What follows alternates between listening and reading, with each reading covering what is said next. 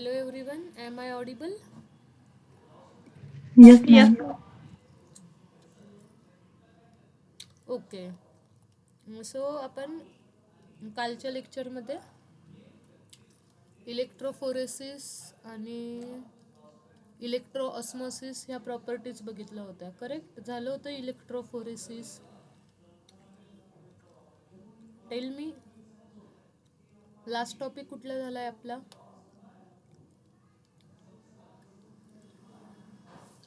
अरे कालच्या लेक्चरचा लास्ट टॉपिक कुठला?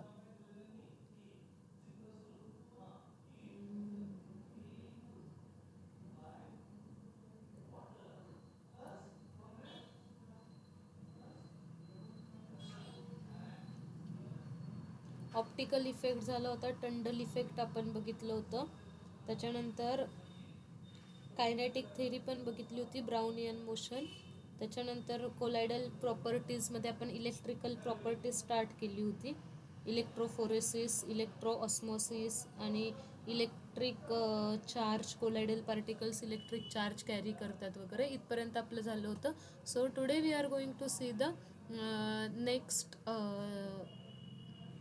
नेक्स्ट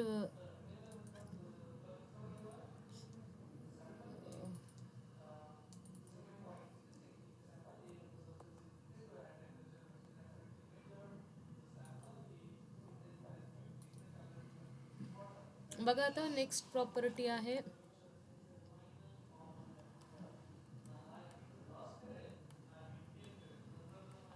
आपल्याला हे नाही पाहिजे.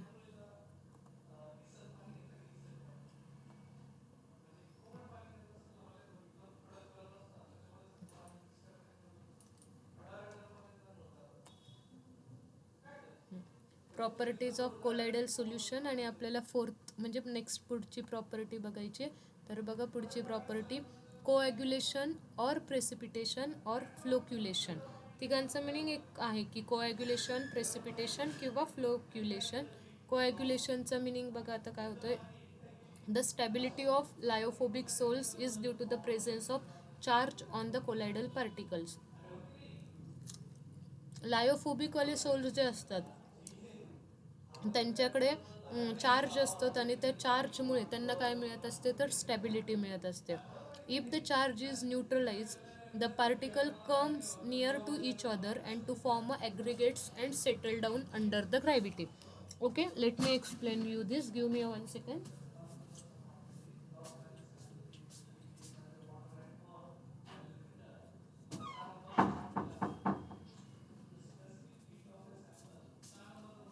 आता इथे काय सांगतात ते बघा की लायोफोबिक सोल्स जे आहेत, तुम्हाला लायोफोबिक सोल्स आठवतात आहे का? लायोफोबिक सोल्स म्हणजे काय? जर आठवत असेल तर खूप चांगली गोष्ट आहे, नसेल आठवत तर बघा. लायोफोबिक सोल्स काय असतात, जे वॉटर किंवा लिक्विड्सला हेटिंग असतात, लिक्विड हेटिंग असतात, डिस्पर्स फेज आणि डिस्पर्जन मीडियम. एक मिनिट, ह्याची आहेत ना आपण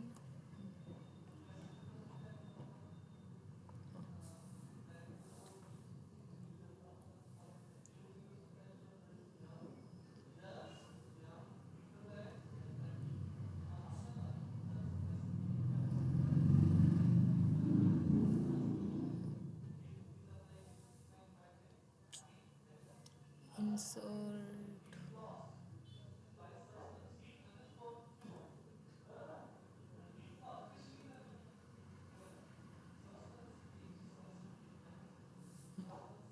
बघा आता काय सांगितले, the stability of lyophobic sols is due to the lyophobic म्हणजे काय तर तुम्हाला आठवत असेल तर मी पुन्हा सांगते. लायोफोबिक म्हणजे काय तर डिस्पर्स फेज आणि डिस्पर्जन मीडियम. डिस्पर्स फेज आणि डिस्पर्जन मीडियम ह्यांच्यामधली ॲफिनिटी कशी असते तर 0 ॲफिनिटी असते. हे दोघं एकमेकांशी कनेक्ट होत नसतात किंवा मग इंटरॅक्ट होत नसतात असं आपण म्हणतो. 0 ॲफिनिटी आहे. मग आता ह्यांच्यात जर झिरो ॲफिनिटी असेल तर ह्यांना स्टॅबिलिटी कशामुळे येते, तर मग लायोफोबिक सोलला स्टॅबिलिटी येत असते due to the presence of charge on a colloidal particles. Colloidal particles can carry the charge. मी कालच्या लेक्चरला सांगितलंय कोलायडल पार्टिकल्स चार्ज कॅरी करतात.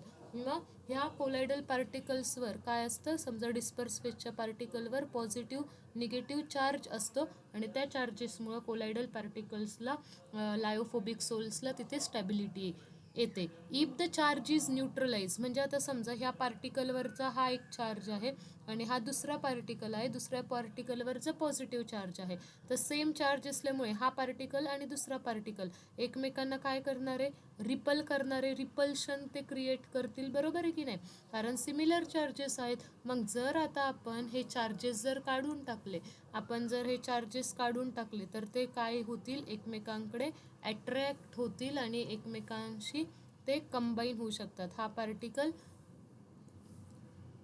पार्टिकल आणि दुसरा पार्टिकल काय होईल, कंबाईन होईल. मग if the charge is neutralise, चार्जला आपण न्यूट्रलाइज केलं, the particles comes near to each other, जर पार्टिकल्स काय व्हायला होतील, सुरुवात होतील की एकमेकांच्या जवळ यायला सुरुवात होतील आणि त्याच्यामुळे दे फॉर्म अ ॲग्रिगेट, ते एक ॲग्रिगेट तयार करतील, एकत्र येतील, ॲग्रिगेट करतील and settle down under the gravity. ग्रॅव्हिटीमुळे मग ते सेटल डाऊन होतील, म्हणजेच ते खाली काय होतील, म्हणजे खाली सेटल डाऊन होतील बिकरच्या सोल्युशनमध्ये. म्हणजे जनरली काय होतं बघा की सुरुवातीला इथे सपोज बिकर आहे, आता हे जे पार्टिकल्स आहेत हे पार्टिकल्स असे डिस्पर्ज आहेत ह्या मीडियममध्ये, म्हणजे असे ते सेटल डाऊन नाही झालेले. समजा हे डिस्पर्स फेसचे पार्टिकल्स आहेत आणि हे डिस्पर्जन मीडियम आहे. डिस्पर्जन मीडियममध्ये डिस्पर्स फेसचे पार्टिकल असे पसरलेले आहेत किंवा तरंगलेले आहेत, डिस्पर्स आहेत असं आपण म्हणतो.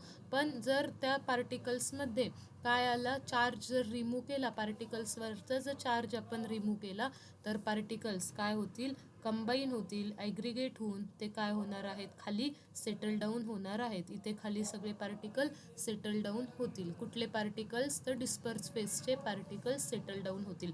ह्याला आपण म्हणत असतो कोॲग्युलेशन.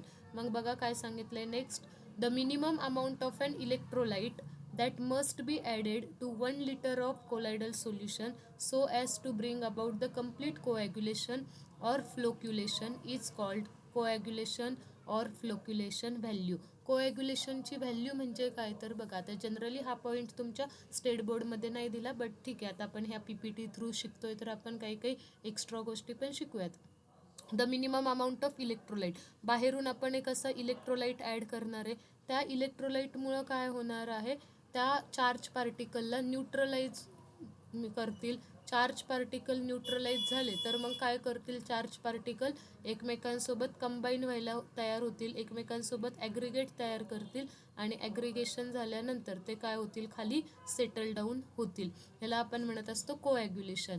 मग मिनिमम अमाऊंट ऑफ इलेक्ट्रोलाइट, इलेक्ट्रोलाइटची किती मिनिमम अमाऊंट आपल्याला ॲड करावी लागते, कशासाठी, तर 1 लिटर कोलायडल सोल्युशनमध्ये, जेणेकरून कंप्लीट कोॲग्युलेशन तिथं होईल. ह्याला आपण काय म्हणत असतो, कोॲग्युलेशन व्हॅल्यू म्हणत असतो. Smaller is the flocculation value, कोॲग्युलेशनची व्हॅल्यू जेवढी जास्त स्मॉल असेल ह्याचा मिनिंग कोॲग्युलेटिंग पॉवर जास्त आहे. ह्या इलेक्ट्रोलाइटची कोॲग्युलेटिंग पॉवर जास्त कधी असेल, जर कोॲग्युलेशनची व्हॅल्यू कशी आली, कमी आली, तर कोॲग्युलेशनची व्हॅल्यू कमी असेल. 1 लिटरसाठी जर आपल्याला फक्त 0.1 ग्रॅम कंपाऊंड ॲड करावं लागतं, म्हणजे 0.1 ग्रॅम एवढ्या कंपाऊंडमध्ये ह्या सगळ्या पार्टिकल्सला कंबाईन करण्याची कॅपॅसिटी आहे, सगळ्या पार्टिकल्सला कोॲग्युलेट करण्याची कॅपॅसिटी आहे, म्हणजेच त्याची कोॲग्युलेटिंग पॉवर जास्त आहे. आता समजा 5 ग्रॅम कंपाऊंड घेतला आहे, पण 5 ग्रॅम कंपाऊंड लागतोय एका लिटरसाठी. मग तुम्ही सांगा, एका लिटरसाठी 5 ग्रॅम कंपाऊंड लागतोय, एका लिटरसाठी 0.1च कंपाऊंड लागतोय. मग ज्याची कोॲग्युलेशनची व्हॅल्यू कमी, म्हणजे कमी अमाऊंट लागते, म्हणजेच त्याची कोॲग्युलेटिंग पॉवर कशी आहे, जास्त आहे. कळालंय का, सांगा मला. पहिल्यांदा तर तुम्हाला कोॲग्युलेशनचा मिनिंग कळाला का? Yes ma'am. खूप इझी कन्सेप्ट आहे बघा. कदाचित तुम्हाला असं होऊ शकतं की हे काय चालू आहे, मग मी तुम्हाला थोडंसं एक काम करते, इकडे पण एक्सप्लेन करायला घेते. काय चाललंय हे?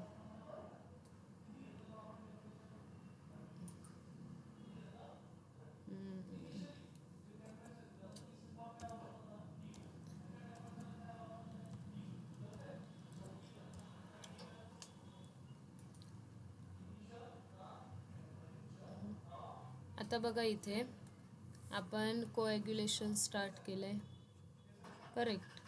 कोॲग्युलेशनमध्ये काय होत असतं की जे पण लायोफोबिकवाले आहेत ना ते चार्ज कॅरी करत असतात.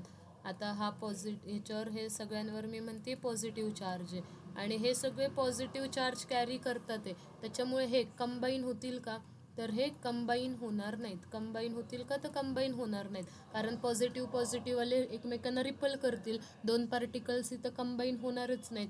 मग आपल्याला काय करावं लागतं, चार्ज रिमूव्ह करावा लागतो. चार्ज रिमूव्ह कसं करणार आपण, तर न्यूट्रलायझेशन वगैरे करावं लागेल.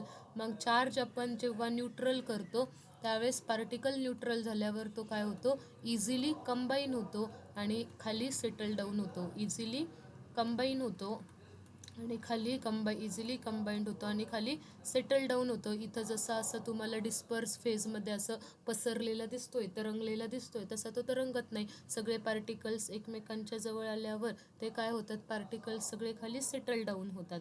ह्या प्रोसेसला आपण काय म्हणत असतो, कोॲग्युलेशन म्हणत असतो. मग कोॲग्युलेशन होण्यासाठी बाहेरून आपण एखादा कंपाऊंड ॲड करतो. मग बाहेरून एक्सटर्नल जो कंपाऊंड आपण ॲड करतोय चार्ज न्यूट्रल करण्यासाठी, एक्सटर्नल कंपाउंड जो अपन ऐड करतोय कशासाठी, चार्ज को न्यूट्रलाइज करने के लिए, पॉझिटिव्ह निगेटिव्ह चार्जला न्यूट्रल करण्यासाठी बाहेरून जो कंपाऊंड ॲड करतोय त्याची क्वांटिटी जर त्या कंपाऊंडची क्वांटिटी जर मिनिमम आपल्याला लागली तर आपण काय म्हणू शकतो, क्वांटिटी मिनिमम जर आपल्याला लागली तर आपण म्हणू शकतो त्याची कोॲग्युलेटिंगची पॉवर कशी आहे, तर चांगली आहे. कोॲग्युलेटिंग पॉवर त्याची जास्त आहे. क्लिअर आहे का, कोॲग्युलेटिंग पॉवर ग्रेटर आहे, जास्त आहे. कळालंय आता तुम्हाला इथे, let me know. Yes ma'am. Okay, so next बघा, मग कोॲग्युलेशनसाठी कुठल्या कुठल्या मेथड्स वापरू शकतो. तर पहिली मेथड आहे इलेक्ट्रोफोरेसिस. इलेक्ट्रोफोरेसिसमध्ये काय होतं, the colloidal particle move towards oppositely charge electrode to get discharge and finally to get precipitated. म्हणजे कोलायडल सोल्युशनमधले जे पार्टिकल्स आहेत, एक तर ते पॉझिटिव्ह असू शकतात किंवा निगेटिव्ह असू शकतात. जर आपण आता पॉझिटिव्ह पार्टिकल्स घेतले तर ते सगळे कुठं जातील, निगेटिव्ह इलेक्ट्रोडकडे जातील. काल आपण इलेक्ट्रोफोरेसिस प्रोसेस पाहिली आहे आणि सगळे निगेटिव्ह इलेक्ट्रोडकडे गेले तर सगळे त्या इलेक्ट्रोडवर जमा होतील आणि तिथं काय मिळेल आपल्याला, प्रेसिपिटेशन मिळेल. तिथं सगळे पार्टिकल्स आपल्याला मिळतील. म्हणजे इलेक्ट्रोफोरेसिस ही एक वे आहे. त्याच्यानंतर by mixing 2 oppositely charge sol. ज्यावेळेस आपण 2 अपोजिटली चार्जवाल्या सोलला इक्वल प्रपोर्शनमध्ये त्यांना मिक्स करतो. खूपच आवाज येतो यावेळेस.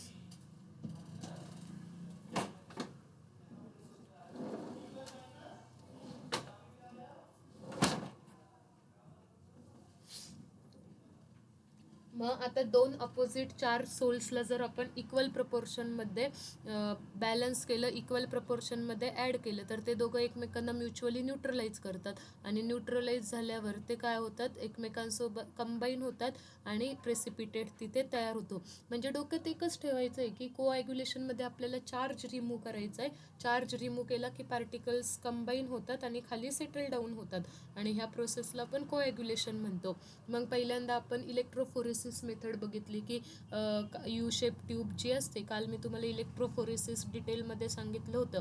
यू शेप ट्यूबमध्ये आपण ते सोल्युशन फिल करायचं आणि तिकडे इलेक्ट्रोड्स असतात. मग कोलायडल पार्टिकल्स पॉझिटिव्ह निगेटिव्ह असतील तर ते त्यांच्या रिस्पेक्टिव्ह अपोजिटली चार्ज इलेक्ट्रोडकडे रन होतील आणि तिथे ते डिपॉझिट होतील. आता सेकंड मेथड बघतोय आपण, mixing of 2 oppositely charge sol. आता 2 अपोजिटली चार्ज सोलला जर आपण एकत्र केलं तर ते दोघं एकमेकांच्या चार्जेसला न्यूट्रलाइज करतील. चार्ज न्यूट्रलाइज झाले की पार्टिकल्स कंबाईन होतील. पार्टिकल्स कंबाईन होणं म्हणजेच काय तर कोॲग्युलेशन. ही झाली सेकंड मेथड. थर्ड आहे बाय बॉइलिंग. बॉइलिंगमुळं काय होतं बघा, व्हेन सोल इज बॉइल्ड, ज्यावेळेस आपण सोलला बॉईल करतो,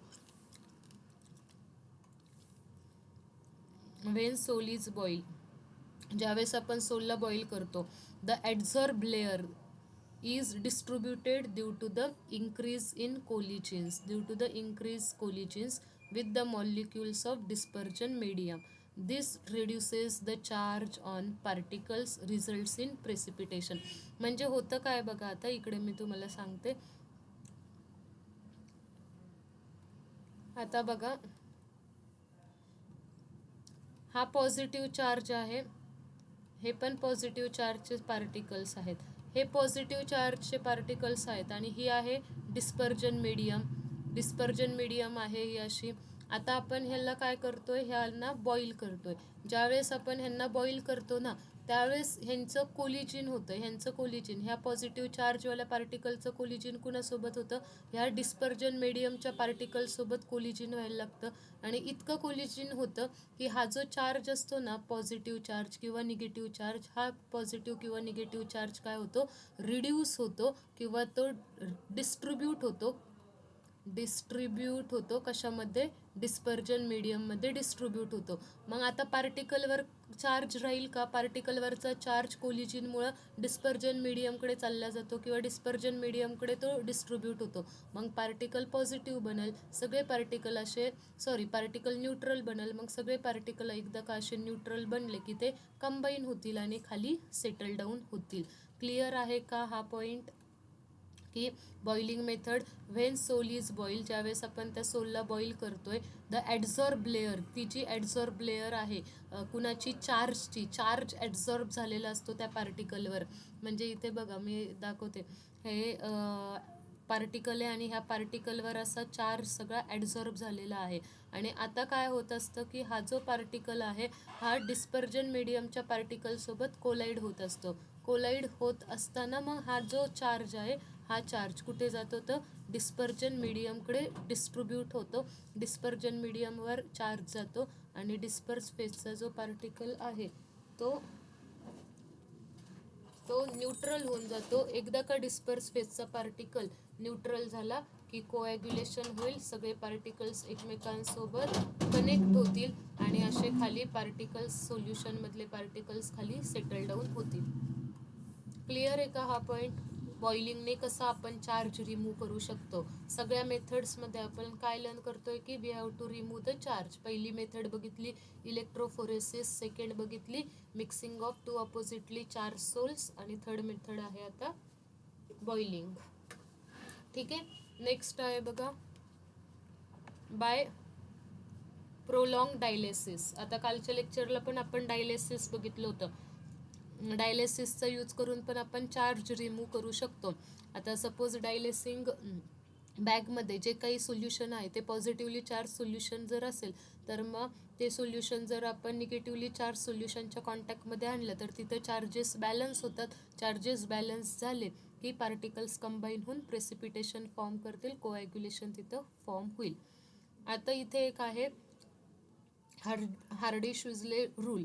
ह्या रूलमध्ये काय सांगितलंय बघा, कोॲग्युलेटिंग पॉवर जी आहे ती इलेक्ट्रोलाइटची रॅपिडली इन्क्रीज होते जसं व्हॅलन्सी कॅटायन किंवा ॲनायनची इन्क्रीज होते. म्हणजे जेवढी जास्त व्हॅलन्सी असणार आहे, जेवढा जास्त पॉझिटिव्ह किंवा निगेटिव्ह चार्ज असणार आहे तेवढी जास्त काय असणार आहे, कोॲग्युलेटिंग पॉवर असणार आहे. म्हणजे तेवढ्या इझिली तो जो कंपाऊंड आहे तो काय करेल, चार्ज बॅलन्स करेल आणि सगळ्या पार्टिकल्सला कंबाईन करेल. ह्याला आपण म्हणतो हार्डी-शेझुले रूल. ठीक आहे, क्लिअर आहे का इथपर्यंत? Yes ma'am. ओके, नेक्स्ट बघा फॉर निगेटिव्हली चार्ज सोल. म्हणजे आता आपला जो चार्ज सोल आहे, आपलं जे कोलायडल सोल्युशन आहे ते आहे निगेटिव्ह. मग आता निगेटिव्हला बॅलन्स करण्यासाठी आपण बाहेरून निगेटिव्ह कंपाऊंडच ॲड करू का बाहेरून आपण पॉझिटिव्ह कंपाऊंड ॲड करू, सांगा बरं. आता हे जे कोलायडल पार्टिकल्स आहेत आपल्या सोल्युशनमधले कोलायडल पार्टिकल्स जे आहेत हे सगळे निगेटिव्ह चार्ज पार्टिकल्स आहेत आणि ह्या निगेटिव्ह चार्जला जर बॅलन्स करायचं असेल तर मग मी बाहेरून कुठला कंपाऊंड ॲड करेल, पॉझिटिव्ह का निगेटिव्ह? काय वाटतं तुम्हाला? सोल्युशन निगेटिव्ह चार्ज कॅरी करतोय, तो जो निगेटिव्ह चार्ज आहे तो आपल्याला रिमूव्ह करायचा असतो, मग बाहेरून आपण कुठल्या चार्जचा कंपाऊंड ॲड करू?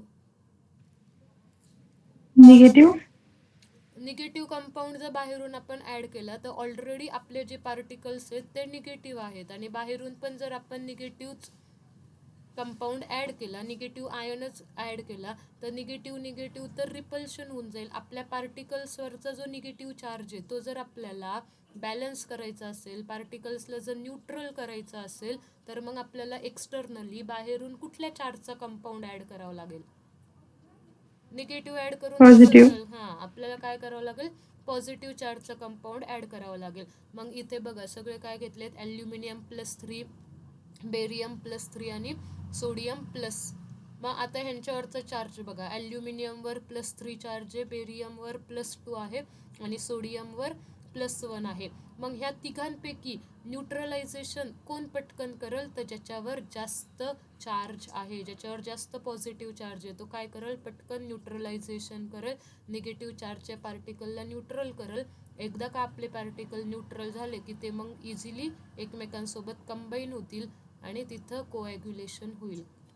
म्हणून त्यांनी काय सांगितलं बघा लास्ट स्लाइडमध्ये, कोॲग्युलेटिंग पॉवर इन्क्रीजेस. कधी इन्क्रीज होती, जर व्हॅलन्सी इन्क्रीज झाली, कॅटायन किंवा ॲनायनची व्हॅलन्सी इन्क्रीज झाली. व्हॅलन्सी म्हणजे चार्ज जर इन्क्रीज झाला तर कोॲग्युलेटिंगची पॉवर पण काय होत असते, इन्क्रीज होत असते. क्लिअर आहे? आता नेक्स्ट येतं आपण खालचं जे एक्झाम्पल आहे ते एक्झाम्पल कशाचं आहे, तर पॉझिटिव्ह चार्जचं. आपल्या सोल्युशनमध्ये पॉझिटिव्ह चार्जचे पार्टिकल्स आहेत. आता सोल्युशनमधले पार्टिकल जर पॉझिटिव्ह चार्जचे असतील तर बाहेरून मला कुठला कंपाऊंड ॲड करावा लागेल, असा कंपाऊंड की जो निगेटिव्ह चार्ज कॅरी करतोय. मग आपण बाहेरून कुठले कंपाऊंड ॲड करतोय, बाहेरून आपण PO4-3 ॲड करतोय, SO4-2 ॲड करू शकतो, Cl- ॲड करू शकतो. म्हणजे बाहेरून ॲड करणारे जे सबस्टन्स आहेत ज्याला आपण इलेक्ट्रोलाइट म्हणतो, ते कुठला चार्ज कॅरी करतात, ते निगेटिव्ह चार्ज. का? कारण आपला जो कोलायडल सोल आहे, आपण जे कोलायडल सोल्युशन घेतलंय ते कसं आहे, पॉझिटिव्हली चार्ज कोलायडल सोल्युशन आहे. मग आता इथे तुम्हाला दिसतंय -3, म्हणजे मॅथमॅटिकली तुम्ही बघितलं तर yes, it is -1 is greater than -3. तो मॅथमॅटिक्सचा मिनिंग करेक्ट आहे, पण इथं तसं मिनिंग घ्यायचं नाही. इथं निगेटिव्ह चार्ज किंवा इलेक्ट्रॉन्स कुणावर जास्त आहेत, PO4कडे 3 इलेक्ट्रॉन्स आहेत, म्हणून तो त्याच्याकडे 3 एक्स्ट्राचे इलेक्ट्रॉन्स आहेत, म्हणून तिथं 3 निगेटिव्ह चार्ज आला. जेवढे जास्त इलेक्ट्रॉन्स असतील तेवढे ते काय करतील, पॉझिटिव्ह चार्जला लवकर बॅलन्स करतील आणि तिथं लवकर कोॲग्युलेशन होईल. म्हणून मग आपण काय लिहिलं, PO4-3, SO4-2, Cl-. क्लिअर आहे का हे? Yes ma'am. नेक्स्ट आता ह्या थिंग्स तर तुम्हाला नाही आहेत. नो नो नो बघा काय सांगितलं इथे, हा क्वेश्चन आपण करू शकतो. द निगेटिव्हली चार्ज सोल, आपला जो कोलायडल सोल आहे तो निगेटिव्ह चार्जवाला आहे. द कोॲग्युलेटिंग पॉवर ऑफ इलेक्ट्रोलाइट, मग आपण बाहेरून हे इलेक्ट्रोलाइट ॲड करतोय. मग इथं ॲल्युमिनियम +3 आहे, बेरियम +2 आहे आणि Na+ आहे. मग सगळ्यात जास्त कोॲग्युलेटिंग पॉवर कुणाची असणार आहे, AlCl3ची असणार आहे, मग बेरियम +2ची आणि मग NaCl ची. आपण हा क्वेश्चन बघितला होता, म्हणजे ह्याचा सारखंच आपण ऑर्डर बघितली होती. नेक्स्ट गोल्ड नंबर नाही आहे तुम्हाला. सो ठीक आहे, हे झालं तुमचं कोॲग्युलेशन रिलेटेड. आपली प्रॉपर्टीज झाल्या आहेत की कुठल्या कुठल्या इलेक्ट्रोफोरेसिस झाली आहे, ऑलमोस्ट हे पॉझिटिव्हली निगेटिव्हली चार्ज कोलाइड्स वगैरे पण झालं आहे. आता आपल्याला नेक्स्ट बघायचं आहे बघा,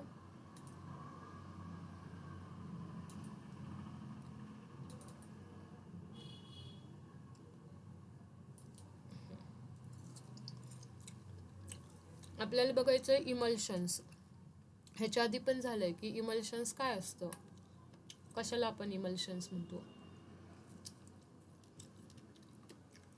आठवतंय कुणाला? लिक्विड इन लिक्विड जर असेल तर त्याला आपण म्हणत असतो इमल्शन. आय होप तुम्हाला सगळ्यांना हे आठवलं पाहिजे की लिक्विड इन लिक्विडला आपण इमल्शन म्हणतो. Two liquids immiscible in each other, liquid in लिक्विडला आपण इमल्शन म्हणतो. Liquid in liquid heterogeneous mixture form होत असेल तर त्याला आपण काय म्हणणार आहोत? इमल्शन म्हणणार आहोत. हेट्रोजेनियस मिक्सचर असेल. ओके, नेक्स्ट बघा emulsions. If a mixture of two immiscible और partially miscible liquid is shaken, a coarse dispersion of one liquid in another is obtained which is called an immiscible. म्हणजे काय होतं? For a short time की आता एक liquid आहे आणि शेक केल्यानंतर ॲक्च्युली ते दोघं इमिसिबल आहेत, म्हणजे ह्या लिक्विडचा लेअर वेगळा आणि आता मी दुसरं लिक्विड ड्रॉ करते. ह्या लिक्विडचा लेअर वेगळा असायला पाहिजे कारण हे दोन लिक्विड्स एकमेकांमध्ये मिक्स नाही होते. जसं की फॉर एक्झाम्पल आपण म्हणतो ना ऑइल आणि वॉटर, जर तुम्ही म्हणजे मिक्स केलं तर ऑइलची लेअर वेगळी असती, वॉटरची लेअर वेगळी असती. पण तुम्ही जर त्याला शेक केलं ना, शेक केल्यावर काय होतं की फॉर अ शॉर्ट टाईम किंवा एक लिक्विड असं दुसऱ्या लिक्विडच्या मध्ये असं थोडं दिसत असतो, पण तो मिक्स नाही होत, फक्त त्याचे पार्टिकल्स असे दिसत असतात आणि त्याला आपण काय म्हणत असतो? इमल्शन म्हणत असतो. कळालंय का तुम्हाला? म्हणजे हे दोघं पण लिक्विड, हे झालं ऑइल समजा आणि हे झालं वॉटर समजा. ॲक्च्युली थांबा मी ब्ल्यू कलर घेते. हां, हे झालं वॉटर. आता हे दोघं एकमेकांमध्ये मिक्स होत नाहीत हे आपल्याला माहिती आहे, पण ज्यावेळेस आपण ह्या ना शेक करू ना काय होतं? आता सपोज वॉटर असेल ना तर वॉटरच्या मध्ये असे ऑइल ड्रॉपलेट्स तुम्हाला दिसत राहतील आणि त्याला आपण काय म्हणत असतो? मग इमल्शन म्हणत असतो. क्लिअर आहे का? आता आपल्याला नेक्स्ट ओके हां नेक्स्ट बघायचं आहे की टाईप्स ऑफ इमल्शन्स. इमल्शन्सचे किती टाईप्स असतात? तर पहिला टाईप आहे ऑइल डिस्पर्स इन वॉटर, म्हणजेच ऑइल इन वॉटर. ऑइल काय आहे? जी इनच्या आधीची वर्ड असतो, इनच्या पहिला आपण जो वर्ड लिहितो, इनच्या पहिलं काय लिहिलंय? ऑइल, म्हणजेच हे ऑइल इन वॉटर आहे. ऑइल इन वॉटर जर असेल तर ऑइलला आपण काय म्हणतो? डिस्पर्स फेज म्हणतो आणि वॉटरला आपण काय म्हणतो? Dispersion medium. मग काय म्हटलंय बघा, oil is disperse phase and water is dispersion medium. Example milk. मिल्कमध्ये काय होतं? Liquid fat is disperse in water. वॉटरमध्ये काय होतं? तर लिक्विड फॅट्स डिस्पर्स झालेले असतात. हे लिक्विड फॅट्स आहेत आणि हे बाजूला वॉटर आहे. त्याच्यानंतर पुढचा टाईप आहे water disperse in oil. Water disperse in oil, water disperse in oil. आता मग वॉटर काय होणार आहे? डिस्पर्स फेज होईल आणि ऑइल काय असणार आहे? डिस्पर्जन मीडियम असणार आहे. बघा, water is disperse phase and oil is dispersion medium. Example in butter. बटरमध्ये काय होतं? Water is disperse in liquid fat, म्हणजे हे झालं आता फॅट, लिक्विड फॅट आणि हे वॉटरचे droplets. Water is disperse phase. Okay, तिकडं एक्झाम्पल होतं ऑइल आणि तिकडे एक्झाम्पल होतं मिल्क. वॉटरमध्ये फॅटी ॲसिड्स डिस्पर्स होत होत्या, इकडं वॉटर डिस्पर्स होतोय लिक्विड फॅटमध्ये. क्लिअर आहे का हे दोन type? Yes, ma'am.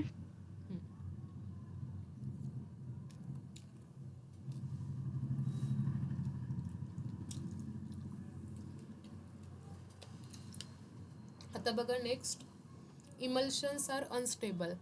They are separate into 2 layers on a standing. म्हणजे त्यांना जर आपण खूप वेळ तसंच ठेवलं तर ते ॲटोमॅटिकली काय होणार आहेत? सेपरेट होणार आहेत आणि ते अनस्टेबल आहेत. डेफिनेटली अनस्टेबलच असणार, मिक्स होत नाही आहेत, हेट्रोजेनियस मिक्सचर आहे. For a stabilization of an emulsion.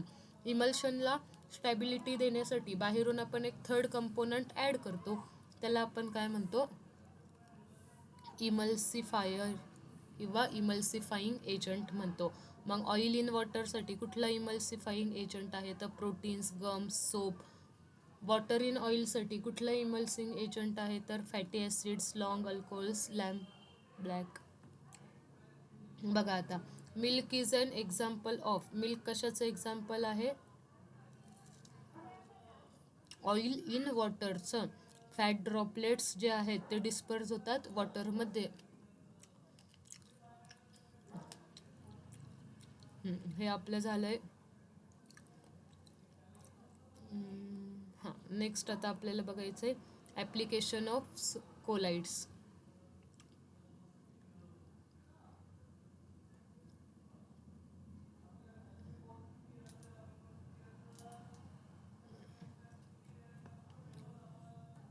Application of colloids बघा मग.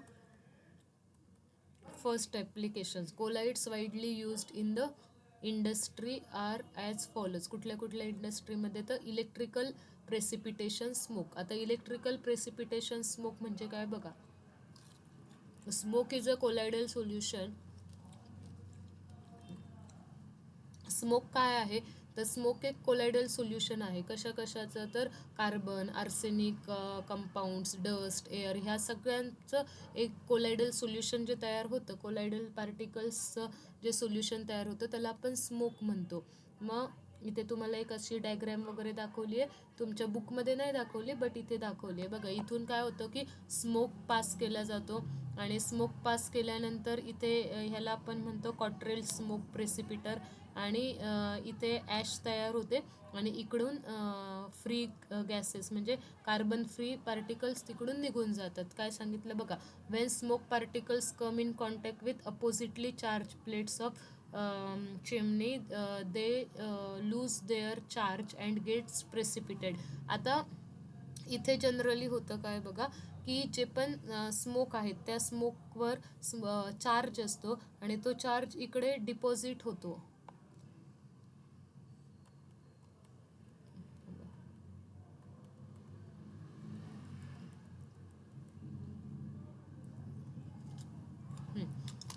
इथून स्मोक एंटर होतो. स्मोक एंटर झाल्यानंतर तो काय होतो त्याच्यावरचा चार्ज रिमूव्ह होतो.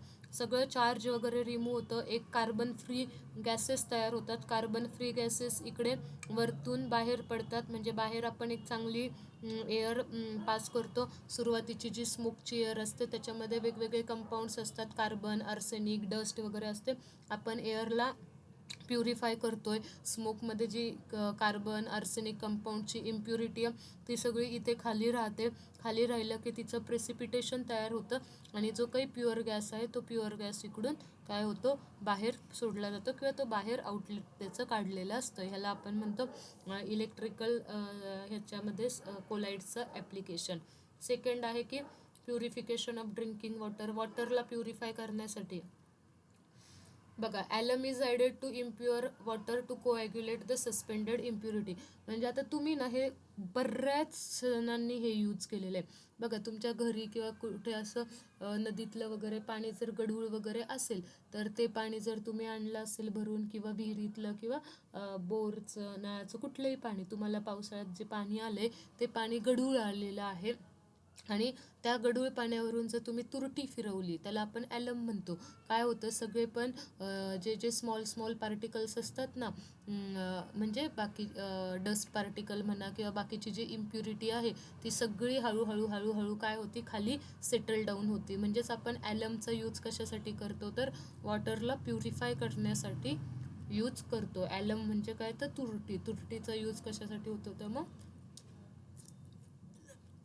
ॲलमचा यूज प्युरिफाय वॉटरला प्युरिफाय करण्यासाठी.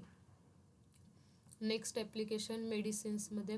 Most of the medicines are colloidal in nature. Colloidal medicines are more effective because they have a large surface area and therefore easily assimilated. Example argyrol is a silver sol. आता हा जो silver soul आहे हा I लोशनसाठी वापरतात. आता हे point of view तुम्हाला थोडे लक्षातच ठेवायचे आहेत की अर्जिरोल इज अ सिल्वर सोल कशासाठी यूज केला जातो तर आय लोशनसाठी यूज केला जातो. इथे दाखवलं आहे बघा.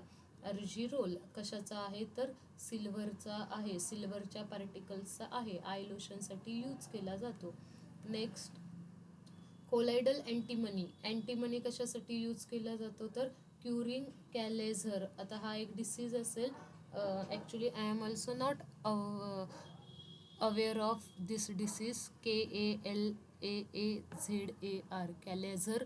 ह्या डिसीजला क्युअर करण्यासाठी कोलायडल अँटीमनी वापरतात. अँटीमनीचे पार्टिकल्स तिथं यूज करतात. नेक्स्ट मिल्क ऑफ मॅग्नेशिया म्हणजेच काय तर मॅग्नेशियम हायड्रॉक्साईडचा जो कंपाऊंड आहे त्याला मिल्क ऑफ मॅग्नेशिया म्हणतात, कारण तो असा व्हाईट कलरचा दिसत असतो. मग मिल्क ऑफ मॅग्नेशियामध्ये पण आपण काय यूज करतो, मिल्क ऑफ मॅग्नेशियासुद्धा एक इमल्शन आहे. Emulsions R nothing but collides, म्हणजेच कोलाइड्सचेच ॲप्लिकेशन आहेत. मग मिल्क ऑफ मॅग्नेशिया कशासाठी वापरतात तर स्टमक डिसऑर्डरसाठी वापरतात. ठीक आहे, इथपर्यंत कुणाला काही डाऊट आहे का? ॲप्लिकेशन्स ह्या पहिल्या 3 ॲप्लिकेशनमध्ये पहिलं बघितलं इलेक्ट्रिक स्मोकचं. तुम्ही बुकमधून जरी वाचलं तरी तुम्हाला इलेक्ट्रिक स्मोकचं ॲप्लिकेशन कळून जाईल. आत्ता जरी थोडं असं कळायला डिफिकल्ट गेलं असेल तर but I am sure it is very easy related to environmental chemistry, की जसं आपल्या एअरमधली पोल्युशन आहे, स्मोकमध्ये असे पोल्युटेड पार्टिकल्स आहेत. ते पोल्युटेड पार्टिकल्स अपोजिटली चार्ज इलेक्ट्रोडकडे ट्रान्सफर होतात, चार्ज रिमूव्ह होतो, त्यांना चांगल्या गॅसमध्ये कन्वर्ट केलं जातं. ते सगळं व्यवस्थित म्हणजे लिहून दिलेलं पण आहे आणि तुम्ही एकदा वाचलं तरी ते येऊ शकतं. सेकंड ॲप्लिकेशन होतं प्युरिफिकेशन ऑफ वॉटरमधलं.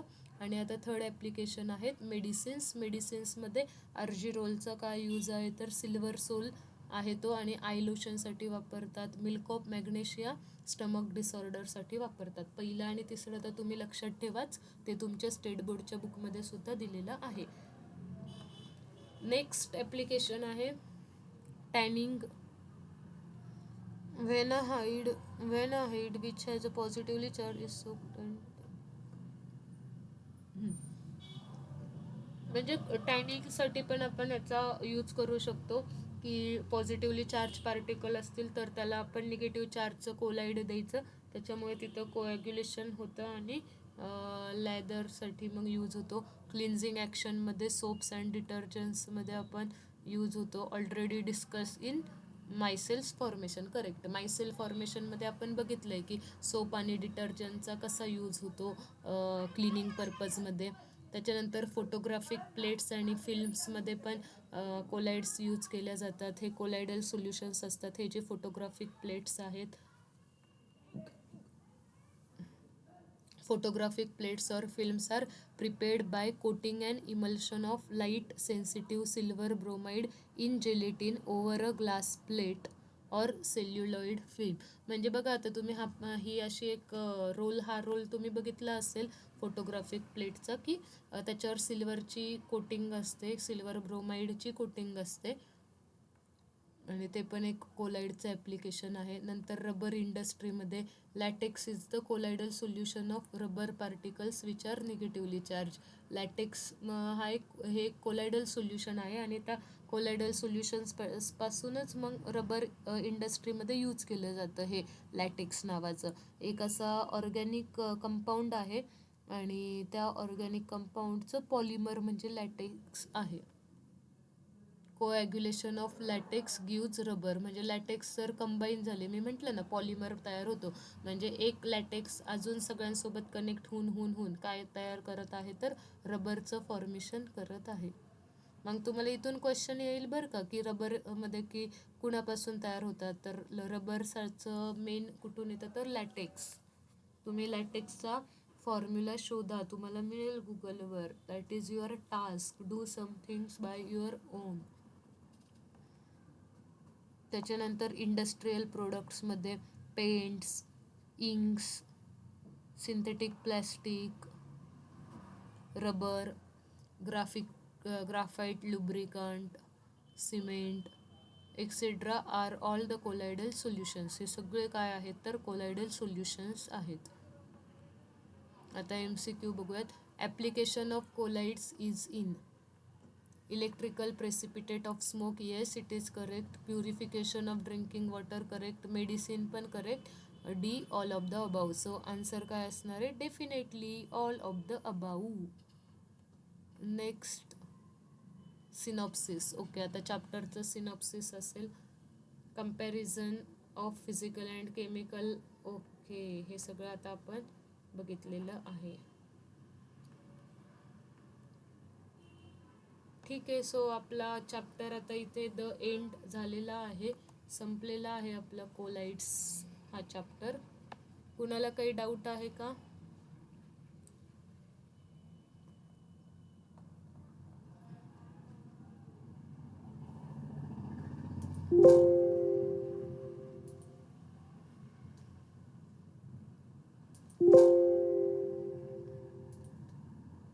सो आपल्याकडे जर MCQ असतील तर we will start.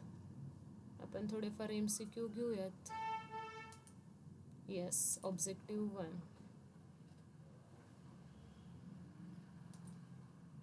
I like to teach like this. असं शिकवायला छान वाटतं. पहिलं, adsorption is the phenomena in which substance accumulates on the surface of other substance. तुम्ही पण सांगायचं आहे कुठलं करेक्ट असणार आहे. Goes in to the body of other substance. Thank you. काय संकल्प केला सांग, काय मिळालंय? वाव, तृप्तीने बनवलं. इकडे